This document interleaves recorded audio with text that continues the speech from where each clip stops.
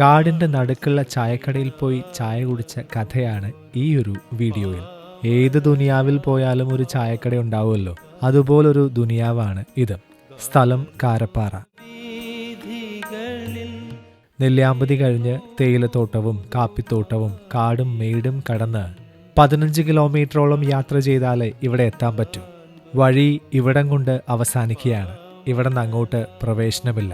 ഇവിടെ ചെറിയൊരു തൂക്കുപാലവും ചെറിയൊരു അരുവിയുമൊക്കെയുണ്ട്.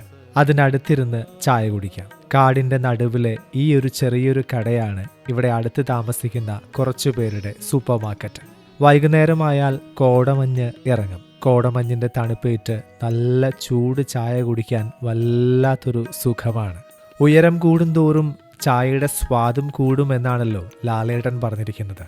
അങ്ങനെ ഏറ്റവും ഉയരത്തിൽ സ്ഥിതി ചെയ്യുന്ന ചായക്കട എന്ന് വേണമെങ്കിൽ പറയാം.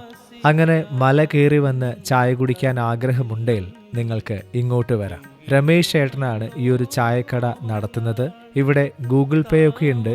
പക്ഷേ നിങ്ങളുടെ മൊബൈലിൽ നെറ്റ്വർക്ക് ഉണ്ടാവുമോ എന്നത് സംശയമാണ്. സോ കയ്യിൽ പൈസ കരുതണം. വീഡിയോ ഇഷ്ടമായാൽ പേജ് ഫോളോ ചെയ്യാൻ മറക്കല്ലേ.